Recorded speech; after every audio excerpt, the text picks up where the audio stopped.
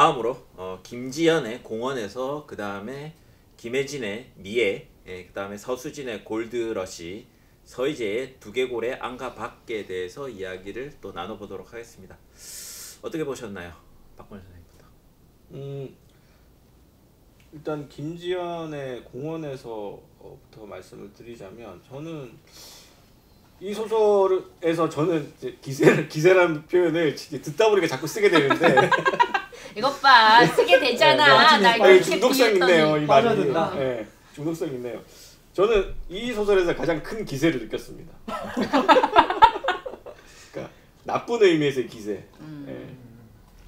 그러니까 정동이 되게 승한데, 사실은 소설로서의 제 어떤 느낌은 그렇게 이제 이게 와닿지 않는다라는 느낌이었고, 그래서 이 공원에서 이 이야기하고 있는 폭력에 대한, 우리 사회가 가지고 있는 남성적인 폭력, 그리고 뭐 구조적인 폭력, 실제로 또 물리적인 폭력, 이런 것들이 얼마나 문제적인지는 알 수 있는데, 그 문제의식은 너무나 잘 느껴지는데, 그 기세는 느껴지는데, 그것을 이렇게 소설화하는 것이 과연 얼마나 좀 와닿는지, 그런 부분은 솔직히 좀 개인적으로 좀 의문스러웠다라는 생각이 듭니다. 예. 제가 느끼기에도, 그러니까 김지연의 소설이 어떤 면에서 검열하지 않음으로써 가지는 분명히 이제 정동을 전달하는 언어적 그 강렬함이 있잖아요. 그러니까 보통은 문학이나 소설에서 뭐 날것의 언어, 현실의 폭력성, 이런 것들을 생생하게 전달하려고 하더라도 언어적으로는, 혹은 거기에서 나오는 욕설 뭐 이런 것들을 어느 정도 검열을 하는데, 김지연의 소설에서는 의도적으로 좀 그런 게 없는 세계, 조금 이제 극단의 감수성, 이제 어떻게 보면은 지금 우리가 실제 세계에서 표현되고 있는 그 SNS 상의 언어라던가, 아니면은 어떠한 그 여초 커뮤니티에서 실제로 쓸 법한 언어들, 이런 것들이 이제 소설의 세계 속으로 그대로 들어와서 활용되는 양상들도 보이고, 그래서 그런 것들이 어떤 면에서는 장점이라고 생각을 하고, 저는 그게 어느 정도의 소설적 형상화가 동반되었을 때는 충분히 가질 수 있는 미덕이 있다고 생각을 하거든요. 그래서 제가 작년에 세 분이 다 공격했는데도 사랑하는 이를 옹호했지 않습니까? 그런데 굳이 왜 작년 얘기를 꺼내시는 거죠? 끝이 1년을 가네. 진짜. 근데 이번 소설은 약간 그때보다도 조금 더 오히려 소설적 형상화에 있어서 조금 아쉽지 않은가. 말 그대로 정동은 너무 승하고, 사건적 배치, 그러니까 사건이라고 하면 말 그대로 그냥 공원에서 있었던 그 하나의 사건인데, 그러니까 그거를 가지고 정동으로서 표현하기 위한. 근데 이제 여기서도 인물이 이야기하지만, 나는 왜 이렇게 한 박자 늦을까? 이 인물이 가지고 있는 이를테면 자기의 정당한 분노를 그때 표현하지 못하는 거에 대한 아쉬움이 사실은 문장으로서 이제 사후 재구성된다는 느낌. 근데 그러면서 사실은 이게 오히려 있었던 사건보다도 인물의 머릿속에서 증폭된 세계에 대한 압축적인 인식 같은 걸 보여준다고 생각을 하거든요. 근데 거기에 대하여 물론 공감하고 이해하고 비슷한 형태의 어떤 피해자성에 대하여 다가설 수 있는 사람들이 많겠지만, 다른 한편으로는 이게 과연 얼마나 우리에게 보편적인 어떤 면에서의, 보편적이라는 말을 여기서 쓰는 게 적절하지 않을 수도 있습니다. 애초에 보편성을 겨냥한 소설이 아니니까. 근데 그럼에도 불구하고 이게 소설적인 형상화로서 갖추어져야만 더 다 발휘할 수 있었을 미덕이 있었을 텐데, 그 부분을 너무 의도적으로 그냥 내버려 둔 것이 아닌가. 그러니까 여기에서 지금 이 주인공이 유부남이랑, 그러니까는 이제 유부남이랑 사귀고 있는 거잖아요.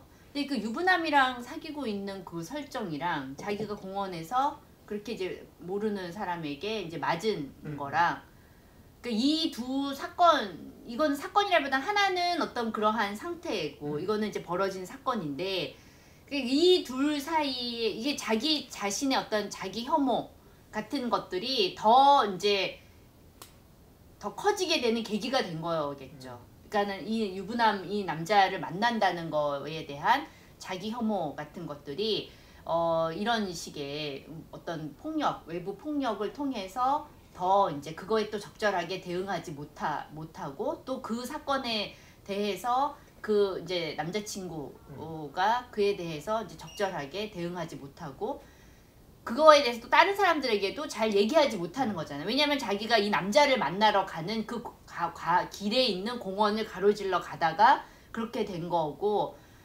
그러니까 이런 여러 가지 것들이 사실은 이러한 이게 깊어진 자기 혐오의 이야기가 맨 마지막에 이걸 개 같다라는 식의 표현으로 이걸 마무리를, 이거를 자기 혐오를 압축적으로 표현을 하거든요. 근데 요 전개가 좀 너무 뭐랄까 설렁설렁하게 전개되고 있다는 거고, 이게 뭔가 이렇게 사람을 이런 자기 혐오에 빠지게 되고 그것이 깊어지게 되는 그 과정에 공감하게 만든다기보다 이 각각들이 다 각각의 에피소드들처럼 그렇게 돼서 이게 잘 이어지지가 않는 것 같아요. 그러니까 앞부분부터 이제 자신을 이제 남성으로 착각하는 사람들의 이야기들이 나오고 뭐 그런 것들이 효과적으로 어느 정도는 배치되어 있지만 사실 이것도 좀 반복적이라는 느낌이 들고, 이게 뭔가 엘리베이팅 되면서 이 사람의 감정의 결을 우리가 효과적으로 따라가기 위한 그런 어떤 사건 배치라기보다 어떤 거는 되게 배경처럼, 어떤 거는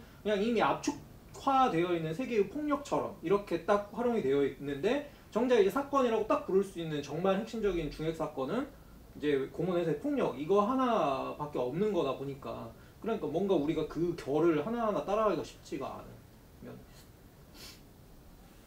박건희 얘기 안 했어? 얘기했는데. 했어요. 정신 차려. 내가 정신을 못 차려. 아니 그 강아지가 마지막에 왜 나와가지고 얘 토리도 만져도 된대요. 뭐 이제 얘가 막 울고 있으니까 공원에서. 어떻게 보면 이 개 같은 세상의 최소한의 어떠한 양면성을 발견해내는 장면이라고 읽기는 했거든요. 개 같다는 게 두 가지 의미가 네, 있는 네, 거겠죠. 그렇지만 어쨌든 그래도 개를 앞에 두고 개 같다니. 근데 저는 불륜을 하는 것과 이 여성이 자기가 할 말을 못하는 거가 상관관계가 있나? 알리바이로서 제공은 하는데 알리바이일 순 있는데 반복해서 자기가 할 말을 못하잖아요. 여러 국면에서 뭐 공원이 결정적이긴 하지만 그 전에 버스에서 당했던 추행이라든가 그 여러 국면에서 본인이 할 말을 하지 못하고 결국은 속으로 삼기는 과정이 반복되고 있는데, 이게 이것과 근데 불륜은 또 무슨 상관이 있는지 그런 거를 잘 모르겠더라고요. 그래서 그러니까 불륜이라는 그 상황 설정이 좀 애매해요. 네. 그러니까 마지막에 개 같다는 말의 양면성처럼 결국에는 주인공도 어떤 면에서는 자기가 뭐 그런 단일한 피해자성을 가지고 있지 않을 수 있다라는 걸 보여주기 위한 장치인지, 그렇다기에는 너무 그건 아닌 것 아니, 같습니다. 근데 그건, 약소하죠. 그렇게까지 너무 읽히진 그렇게까지 않는 것 같아요. 읽기가 어려워요. 네, 넘어가겠습니다. 빨리? 김혜진의 미애 어떻게 보셨습니까? 예, 뭐 재밌게 봤어요. 기세는 안 느껴졌나 봐요. 아니. 기세 없이 대답하시는데 너무. 아니 재밌게 봤는데 약간 저는 이제 김혜진 소설이 전반 어떤 그런 요즘에 사람들이 잘 이제 다루지 않는 그런 어떤 노동의 세계, 문제 비정규직 노동자의 세계라든가 뭐 이런 것들, 아니면은 이제 그런 낮은 계층 사람들의 어떤 주거 문제라든가 그런 사람들이 서로에 대한 애정과 연민은 있지만 결코 다른 그 상대를 위해서 내가 뭘 줄 수 있는 게 없기 때문에 결국에는 그 관계가 지속될 수 없는 그런 어떤 일상의 비극에 대한 얘기라든가 이러한 것들을 되게 잘 다루는데, 근데 이제 계속 읽다 보니까 약간 어떤 도식 같은 게 좀 느껴졌어요. 좀 반복적이고. 예. 그리고 여기에서도 물론 여기에서 이 미애라고 하는 이 여성이 영악하죠. 일부러 그 커뮤니티의 그 아파트, 자기가 이제 여기는 임대 아파트고 그리고 여기는 그냥 그렇지 않은 아파트에 그 사람들 독서 모임을 하는 사람들한테 일부러 찾아가서 그 사람들이 독서 모임을 하는 사람들이 대충 정치적으로 PC하고 그리고 다른 사람에 대한 배려심이나 이러한 것들이 있는 사람이라는 걸 염두에 두고 그 사람들한테 여러 가지 도움을 얻기 위해서 간 거 아니에요. 그러니까는 이 사람 자체도 상당히 어떤 자기가 처해 있는 상황에서 뭔가 이런 것들을 이용하고 뭐 그런 사람이라는 설정이라든가, 그리고 마지막에 이 여자한테 막 매달리잖아요. 근데 이 여자한테 왜 이렇게 매달릴까? 이 여자와의 관계에서 그냥 단지 이용하기만 한 게 아니라 뭔가 어떠한 정말 그러한 배려심이나 이런 거 많이 느꼈나? 그러니까 이 마지막에 그런 매달리면서 그리고 그것이 이제 받아들여지지 않았을 때 그냥 어떤 또 다른 이제 상황으로 이제 나아가려는 준비를 하면서 끝나는 거 아니에요. 여기에 머무는 게 아니라. 그래서 상당히 이제 긍정적이고 그리고 어떠한 그 인물이 하나의 정체성에 고정되지 않으면서 상황을 좀 이렇게 좀 다양하게 수용할 수 있고 그런 캐릭터라는 건 알겠는데 그리고 또 그 엄마들에 대해서도 그렇게까지 막 아주 부정적으로 그려지는 건 아니잖아요. 근데 기세가 부족하다. 뭔지 모르게 약간 좀 이렇게 좀 도식이 있다는 그런 느낌이 들었어요. 그래서 읽으면 대충 이렇게 내용이 전개되겠구나.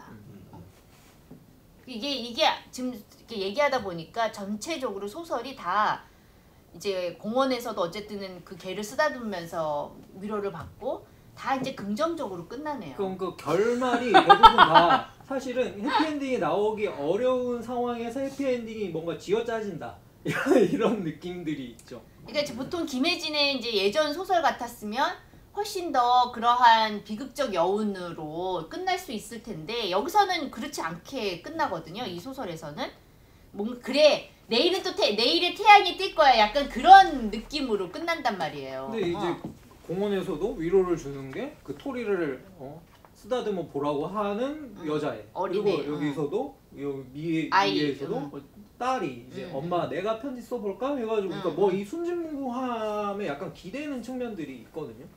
이게 뭔지 잘 모르겠어요. 아마 몇 안 되는 독자들은 아실 텐데 저는 몇몇 작가들에 대해서 애정을 갖고 있거든요. 최윤미 작가라든가 그 김혜진 작가도 마찬가지고 그래서 이제 아주 공정하게 제가 판단할 수는 없는데 근데 제가 읽은 이번 수상 작품집에서 저는 제일 잘 읽은 것이 이 미애라는 작품이었고요. 좋게 읽은 게 물론 저도 이제 약간 아쉬운 점은 있었어요. 방금 이제 쌤쌤이 말씀하셨던 그런 부분 약간 도식 이제는 김혜진이 무슨 얘기를 할 것 같다라는 식의 느낌이 오고 그래서 큰 틀에서 벗어나진 않은데 그럼에도 불구하고 이제 좋았던 것은 어떤 피해자 정체성에 대한 납작함에서 좀 벗어났다. 그러니까 우리가 예상하는 피해자들의 반응에 대해서 한 번 더 나아가서 거기에 대해서 피해자 나름의 제임스 스콧식으로 얘기하면 은닉대본을 보여줬다라는 거예요. 제임스 스콧이라는 인류학자가 그런 얘기를 하죠. 은닉대본이라는 개념을 쓰면서 지배자들이 피지배자들에 대해서 억압을 하고 이제 지배를 하는데 피지배자들은 복종하는 것 같지만 사실은 면종복배를 한다는 거예요. 그리고 은닉된 대본을 통해서 자신들의 어떤 행동을 감추기도 하고 그런 행동들을 이제 드러내기도 하는데 그런 면에서 봤을 때는 이제 우리 사회의 어떤 구조적인 폭력이나 이런 이제 사회에서 드러나는 폭력 이면에 그 폭력을 당하는 피해자들 역시도 그 폭력에 저항하거나 혹은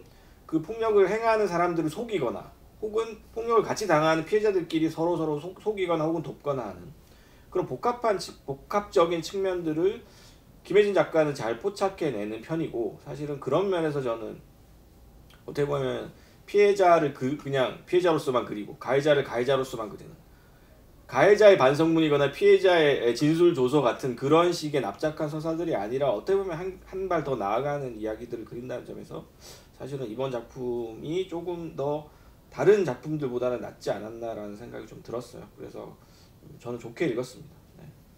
뭐 박근혜 선생님 말씀하신 그런 맥락에 따르면 최근에 뭐 이건 딴 소리지만 번외 이야기지만 뭐 전장현 뭐 최근에 시위에 대해서도 막 어떤 사람들이 전장현의 요구 뭐 장애인이 이런 것들을 봐라 얼마나 시민의 안전을 볼모 삼아서 위협을 하느냐 이들은 선하지 않다. 근데 선하지 않은 것과 이들이 약자로서 받아야 하는 어떤 복지의 개념은 전혀 무관한 개념인데 사람들은 이제 약자를 혹은 소수자를 피해자를 항상 선하다는 개념으로 이제 옥죄려고 하는 여기에 대해 이제 어떻게 보면 이 미애라는 캐릭터가 되게 카운터하게 보여주는 매력은 있다고 생각하거든요. 그런 면에서 저는 이 소설이 그러니까 제목이 미애일 수밖에 없다고 생각은 했어요. 그러니까 이게 되게 캐릭터적인 소설이고 이 캐릭터가 가지고 있는 어떻게 보면 입체적인 면이 얼마나 잘 드러나느냐가 소설의 성패의 기준이라고 봤을 때 성공한 소설인 거는 맞다. 성공한 소설인 건 맞는데 이제 예를 들어서 그 마지막 결말에 있어서도 저도 애매함이 남는 거예요. 굳이 이 선우인가요? 선우.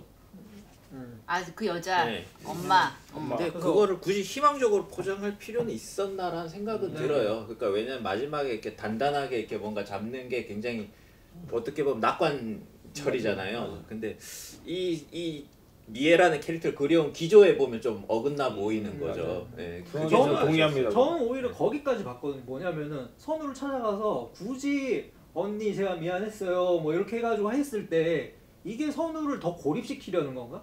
선우에게 더 큰 죄악감을 줘가지고 더 나쁘게 해석을 하셨네. 아니, 근데 나는 그런 숨기지 않으면 괜찮았던 것 같아요. 얘가 없으면 나 딸 누구한테 맡기지? 그렇지. 내 재기의 발판 어떻게 마련하지? 라고 얘기하니까 그걸 어떤 사죄나 이런 걸로 표현하잖아요. 왜냐면 내가 살아야 되기 때문에 뭐 납작 엎드리고 기고해야죠. 그런 어떤 삶을 표현하는 거는 참 좋은데 그게 예전에 그 제가 김희설 작가의 그 경장 있잖아요. 환영이 많이 생각이 났어요. 둘 다 이제 벼랑 끝에 선 여성들의 삶인데 환영이 조금 더 핍진하게 느껴졌던 건 그 결말철이었던 것 같아요. 환영은 계속 몸을 파는 쪽으로 가잖아요. 살기 위해서는 어쩔 수 없고 이 현실에서 어쨌든 견디려고 하는 그거를 좀 숨기지 않았는데 요거는 약간 마지막에 그 결말 처리를 희망 처리로 하는 게 좀 어긋나 보였어요. 근데 이게 근데 그 희망이라고 하기엔 너무 미약한 미약하지. 희망이라고 볼 수는 없어요. 근데 어쨌든 선생님 말씀하신 것처럼 미애라고 하는 그 캐릭터가 보여주는 그런 복잡 다단함 그런 것들은 이제 잘 그려진 거는 같아요. 그 미애라는 그 이름이 제목이 될 수밖에 없는 그리고 그 여자도 보면은 그 정말 중산층의 그런 안온한 삶을 사는 여자들이 주는 하찮은 물건들 근데 겉으로는 되게 그게 호의고 그렇다는 걸 알지만 사실은 그 밑바닥에 깔려 있는 그러한 자기 우월감과 그 다음에 어떻게 보면은 자기한테 필요 없는 어떤 물건을 처리하는 방식인 거죠. 그러면서 내가 누군가에게 뭔가 배려해줬다, 베풀었다라고 하는 그러한 감정을 느낄 수 있는 그 사람들의 심리. 그럼에도 불구하고 나는 이것도 그래도 고마운 거야 라는 식의 어떠한 생각들 이러한 것들이 되게 좀 이렇게 단순하지 않게 그려지고 있기 때문에 뭐 좋기는 했어요. 좋기는 했는데 좀 기세가 아니 기세도 뭐 좋은데 이게 이제 김혜진 소설을 이제 많이 읽다 보니까 맞아요. 네. 그러다 보니까 예측 조금 가능한 예측 범위에 가능한 있다는 부분이 이 있었다. 대출 받으려고 차단했던 가족들한테 연락하는 장면은 기세가 대단하지 않습니까? 그러니까 맞아. 그 장면 아니 되게 그리고 좋았어요. 그 엄마도 그렇고 그건 진짜 취재를 하지 않으면 알 수 없는 내용. 근데 이제 실제로 그런 일들이 있는 거 대출을 받을 때 그렇게 그 보증까지는 아니더라도 아무튼 그 사람들한테 일일이 전화를 해서 그 앞에서 확인을 시켜줘야 된다는 게 저는 처음 선생님 알았어요. 모르겠지만 저는 기세를 느꼈습니다. 뒤늦게 느껴지네요. 알겠습니다. 그러면 다음 작품 넘어가죠. 서수진의 골드러시. 네. 골드러시. 너무 저는 솔직히 진짜 도식과 상투의 세계였다. 이게 골드러시 이미 이제 폐광된 그런 그 금광에 이제 가는 그것도 이제 거의 이제 관계가 이미 파탄난 그런 어쩔 수 없이 형식적인 관계를 유지하고 있는 그 부부가 거기 찾아간다는 그 설정. 아니 이거 자체가 일단은 너무 뻔하고 그리고 그 그 캥거루의 이미지도 너무 거기에 뭔가 어떤 붉은 잉크 한 방울 떨어뜨리고 싶은 그 작가의 그 마음은 알겠는데 그거 자체가 저는 오히려 너무 뻔했다. 그냥 그랬어요. 저는 정반대로 이거는 도식적이거나 뻔하다기보다 이런 이야기는 클래식이다. 그치. 레이먼드 카버식의 소설이죠. 그래서 클래식한 걸 잘한 겁니다. 네. 클래식한 거를 잘한 거고 이런 소설은 오랜만에 의견이 정반대로 갈리네요. 아 그런가요? 저는 아무튼 이런 소설은 요즘 같은 시기이기 때문에 더더욱 조금 모르겠어요. 그러니까 오히려 소외되지만 좀 오히려 좋아 이런 느낌. 오히려 좋아. 이런 소설 많이 안 쓰지만 이런 요즘 트렌드는 아니지만 오히려 이런 좋아. 클래식한 가치 심지어 완결성 있게 잘 썼어. 오히려 좋아 이렇게 되는 거죠. 그래? 저도 여기서 제일 잘 본 소설이 이 작품이에요. 두 분이. 왜냐하면 일단은 골드러시잖아요. 문자 그대로 호주로 골드러시 한 두 사람의 이야기인데 폐광이 된 상황이잖아요. 근데 두 사람만 그걸 자각하지 않으려고 하잖아요. 근데 이 폐광에 가서 두 사람의 관계가 끝장났다는 거를 확인하고 오는 소설. 그러니까 다리가 부러진 캥거루 관계인 거죠. 두 사람은 이미. 근데 그거를 거기 가서 끝까지 확인하고 얘기하잖아. 죽었어? 아니야 움직였어. 그래 그게 이제 이미 자기들은 골드러시를 하러 갔고 그래서 행복해야만 하잖아요. 행복해야만 하는데 이미 두 사람의 관계는 끝장이 났고 불행해요. 근데 그거를 확인을 안 하려고 했던 건데 이 7주년 기념으로 간 여행도 그거의 일환이었잖아요. 근데 거기 가서 이미 금맥을 다 캔 탄광을 받고 또 오면서 캥거루의 두 다리가 끝장나 있다는 거를 남자가 확인하잖아요. 그래서 이제 완전히 그 캥거루를 죽이는 그 장면이 제가 볼 때는 이 관계의 이제 그 파탄을 확인하는 장면으로 보였어요. 그러니까 이게 아까 박 선생님 얘기했듯이 뭐 전형적인 레이먼드 카버의 소설의 기법이고 또 뭐 조금 더 앞서서는 해밍웨이의 소설이 단편 소설이 가지고 있는 그건데 물론 이제 작가가 너무 극찬 아닙니까? 해밍웨이 호주에 사나? 뭐 그래서 어쨌든 뭐 해밍웨이가 뭐 어쨌다고. 어쨌든 그런 뭐가 되게 극찬이에요. 정통한 단편 소설의 미덕을 너무 잘 갖고 있어서 저는 솔직히 읽다가 마지막에 뭔가 느끼한 거 먹다가 김치 먹은 느낌? 그런 느낌 같은 걸 받았어요. 심지어 백김치? 뭐 백김치든 뭐 하여튼 그런 느낌을 저도 짧게 말씀드리면은 제일 좋았다기보다는 가장 단숨에 읽은 소설이고 말씀 듣고 보니까 가장 클래식해서였을 수는 있을 것 같아요. 가장 단편 소설 다웠고 그래서 인물들이 어떻게 이렇게 행동했는지 이런 것들이 순식간에 납득이 가면서 단숨에 읽었던 가장 빨리 읽었던 속도감이 있게 읽었던 소설이 이 소설이었던 것 같고요.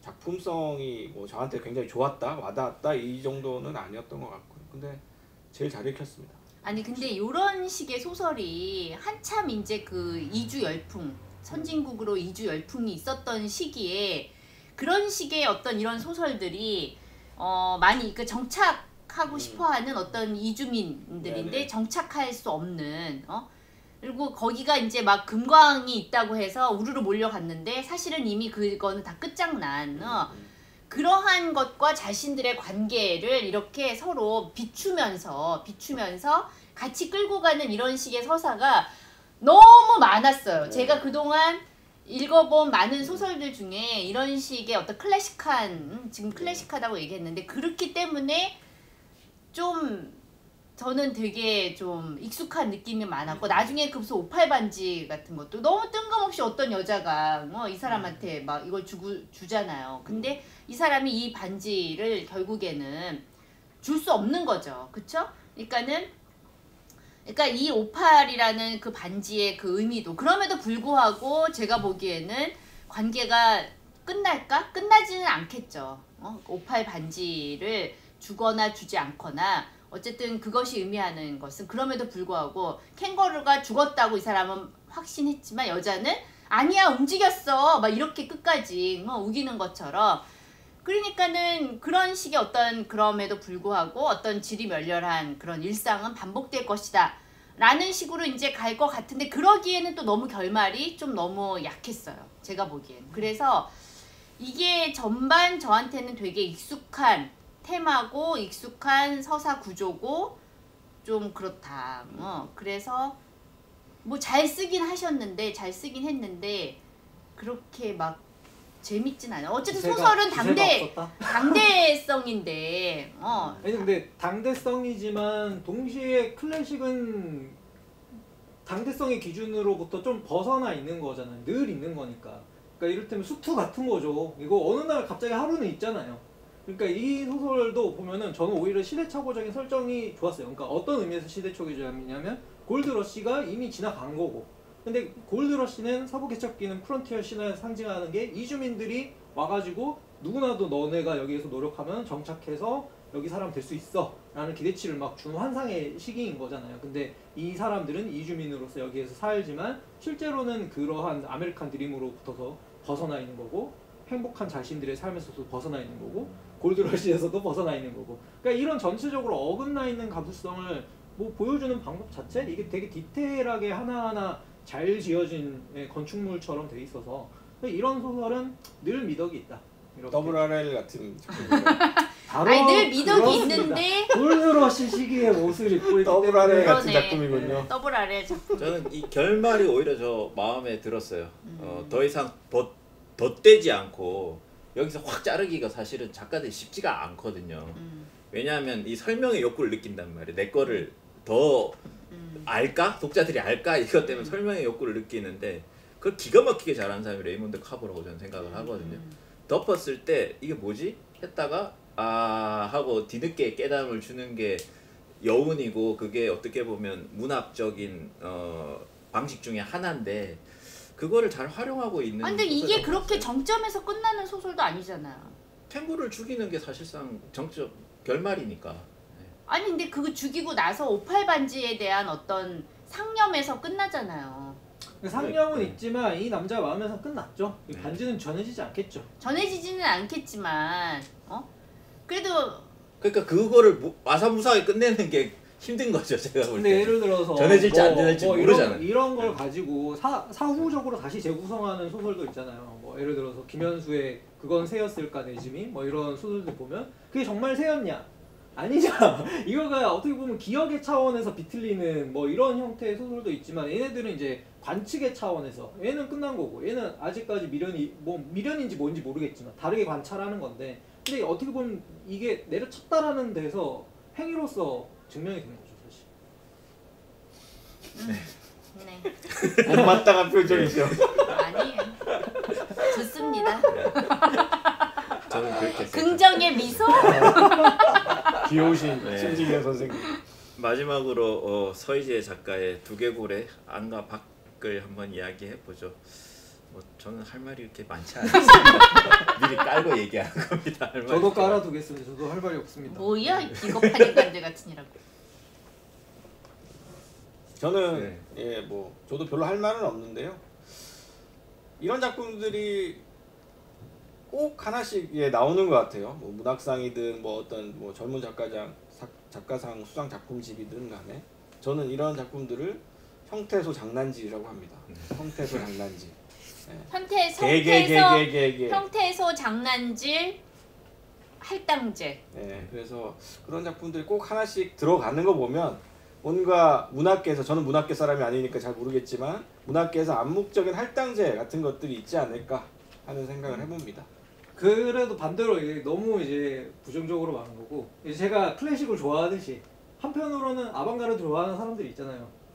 그러니까 그런 형태소적인 의미에서의 언어적인 실험, 시도, 모더니즘의 전성기에 있었던 네. 이상 김기림 말씀하실 수 있지 않습니까? 그렇죠. 아니 이제 뭐 김기림의 그런 기상도라든가 뭐 저쪽에서 뭐 천둥 소리가 들려온다. 쾅쾅 점점 크게 들려오는 거를 글자 크기를 확대한다든지, 뭐 떨어진다 하는데 떨어진다는 글자를 이렇게 뒤집어서 떨어진다 거꾸로 뒤집어서 쓴다든지, 뭐 그런 거는 이미 30년대 한국 시에서도 모더니즘 시에서부터 있었고, 이미 뭐 70년대에 문지 쪽 시인들이 이제 그런 식의 약간의 그런 그 이미지즘이라고 해야 되나? 아무튼 시각적 이미지를 그렇게 가지고 막 노는 그런 시들은 이미 70년대에도 많이 있었고, 그래서 그리고 여기에서는 사실은 저는 보면서 황정원 소설이 많이 생각이 났거든요. 황정원 소설에서 초창기 예를 들면은 자기가 무슨 튜브를 그런 튜브 이렇게 수영장 풀장 같은 그런 큰 튜브를 가지고 와서 그걸 이제 무슨 그거 부는 얘긴데, 그거를 불 때 이러한 그 의성어라고 해야 되나? 의태어, 의성어들이 이렇게 한바닥 이렇게 반복된다든가 이 초창기에 이제 황정은이 그런 식의 소설을 좀 몇 편 썼어요. 그래서 약간 황정은 소설이 이제 그 많이 생각이 났고 여기에서 이게 닭개자를 이렇게 써가지고 이게 이제 그런 닭들의 울음소리를 이게 시각적으로 그 고통스러운 울음소리를 시각적으로 표현하려고 한다든지 우화의 등선처럼 우자 써가지고 그거를 또 시각적으로 이렇게 새가 날아가는 그런 것으로 이렇게 한다든지 아니 이제 이러한 것들이 예를 들면은 우리가 어떤 습작기에 여러 장르의 소설을 써보는 습작기에 쓸 수는 있는데 이게 지금 시점에서 나오기에는 너무 올드하지 않나 라는 생각이 드는 거예요. 이게 결국에는 우리가 그런 소설 있잖아요. 형식이 내용이 되는 소설이 있거든요. 분명히. 근데 그 형식이 좀 새로워야 된다. 그리고 좀 지금 새로우면서도 이 당대적으로 설득력이 있어야 되는데 제가 보기에는 이 형식이라는 게 내용이 되기에는 너무 새롭지도 않고 지금의 어떤 지금 시대의 설득력도 좀 떨어지는 게 아닌가. 내용적으로 저는 가급적 읽으려고 노력을 했거든요. 왜냐하면 제가 이 소설의 전체적인 말 그대로 이미지즘을 따라가기가 너무 어려워서.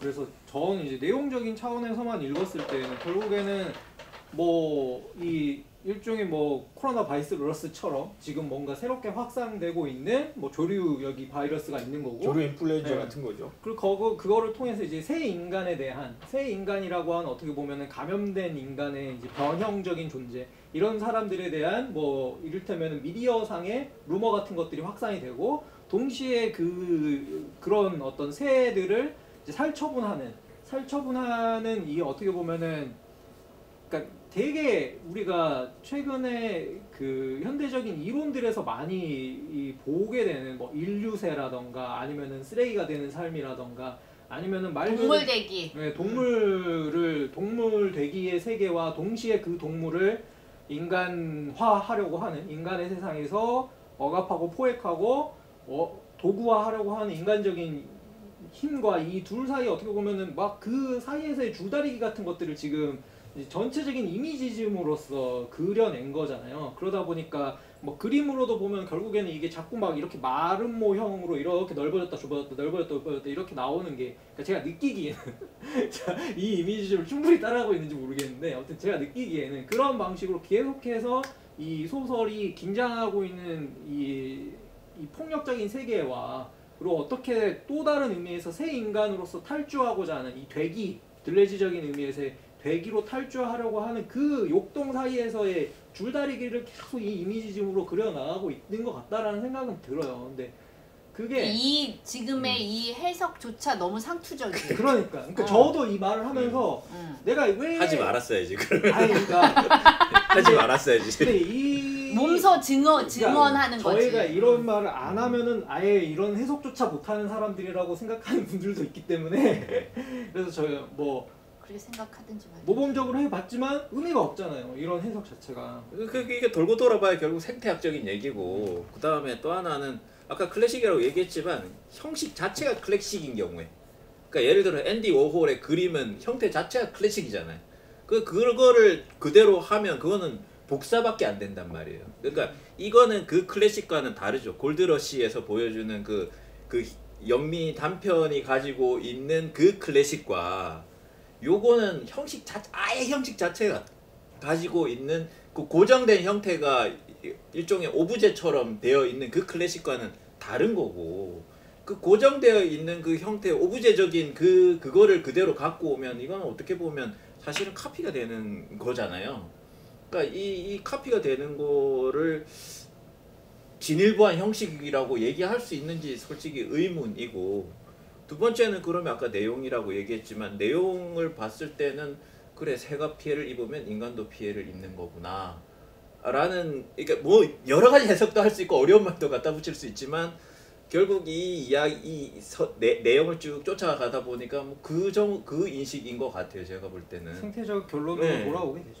그러니까 뭐지? 그러니까 어떻게 보면 이 그 소설이 가지고 있는 주제적 단조로움을 뭐 형식적 복잡성 이걸로 극복하는 시도가 온당한가? 아니 그러니까 이게 약간 김혜순 시집 중에 그 아무튼 무슨 돼지? 제목이 뭐지? 그 제목도 갑자기 생각이 안 나. 근데 이제 아무튼 돼지 살처분하는 네. 그런 얘기를 또 고문당하는 그런 사람들의 이야기를 약간 그걸 연상시킬 수 있게 그렇게 거의 네. 얘기했거든요. 몽타주적이죠. 근데 그런 시에서는 그런 시에서 보여지는 거는 그런 직접적으로 이런 생태학적인 주제 의식을 드러내지 않으면서 그러면서 그거를 되게 이게 자유분방하게 다루고 있는데 여기에서는 너무 이제 그 이 살처분되는 이 세계 근데 우리 살처분되는 우리의 삶 이것과 너무 이것을 겹쳐서 놓고 있다는 것 그리고 그 여기에서 앞부분에 그 나라고 하는 사람이 단일한 나가 아니라 여러 나잖아요. 사실 이 스시마 유코의 나라는 소설집에서 이미 이제 나라고 얘기하지만 이게 3인칭, 다인칭 나라고 해야 되나? 아무튼 그런 식의 어떤 기법으로 한 권의 소설집이 나오기도 했거든요. 이미 오래전에 20년도 더 20-30년 전에. 근데 이런 것들이 앞에 살짝만 나오다가 이게 또 지속되지도 않고 주로 뒤에는 그런 살처분 관련된 일을 하는 사람들 중심으로 또 얘기가 전개가 되거든요. 그러니까는 이게 뭔가 이렇게 이 형식이라고 하는 게 기존 형식을 파괴하는 자기만의 어떤 그 엣지가 하나 있어야 되는데 좀 그게 없이 너무 여러 가지 것들을 가져왔고 그리고 그러면서 이 내용 이 주제 의식이라고 하는 것들은 너무 선명하게 전달하려고 하다 보니까 그러다 보니까 되게 익숙한 내용들 우리가 뭐 신문이나 아니면 그 전에 다른 텍스트들을 통해서 봤던 내용들이 다시 반복되고 있다는 느낌이고 그래서 뭔가 되게 그런 이제 막 입문한 어떤 세계에 입문한 초보자인데 뭔가 엄청나게 그동안 거장들이 많이 이렇게 써왔던 어떠한 거를 등에 짊어지고 그거를 그 압박감과 중압감을 가지고 뭔가를 하는 것 같은 느낌이 드는 거예요. 저는 지난번에도 서희재 씨 작가가 0%를 뭐 향하여인가 그 소설은 저는 오히려 그 소설은 재밌게 봤거든요. 별로 재미없다고 얘기했지만 그 얘기는 초심자가 보여주는 어떤 그런 게 있었어요. 그 태도와 그럼에도 불구하고의 그런 방식이 있었거든요. 기세가 있죠. 조심자 특유의. 그러니까는 그거는 오히려 저는 되게 설득력이 있었고 재미가 있었어요. 근데 이거는 너무 그런 거기에서 더 자기 걸로 가지고 가야 되는데 너무 기존의 어떠한 이러한 것에 짓눌렸다는 느낌? 그런 것들이 많고 그래서 되게 상투적으로 흘러간 느낌이 그러니까 든다는 뭐 다인칭 나도 그렇고 그러니까 뭐 이미지들을 배치하는 방법도 빨리 그렇고. 끝내세요. 네. 시간이 없어요. 그렇다면 여기까지. 네. 네, 충분히 이야기를 해본 것 같습니다. 왜냐하면 저희 이야기가 너무 길어져갖고 네, 네. 저희 그 SD 카드 용량의 한계가 지금 차고 있는 것 같습니다. 네, 이야기 세부적인 이야기는 여기서 끝내도록 하고요. 저희는 추천 비추천으로 다시 얘기하도록 하겠습니다.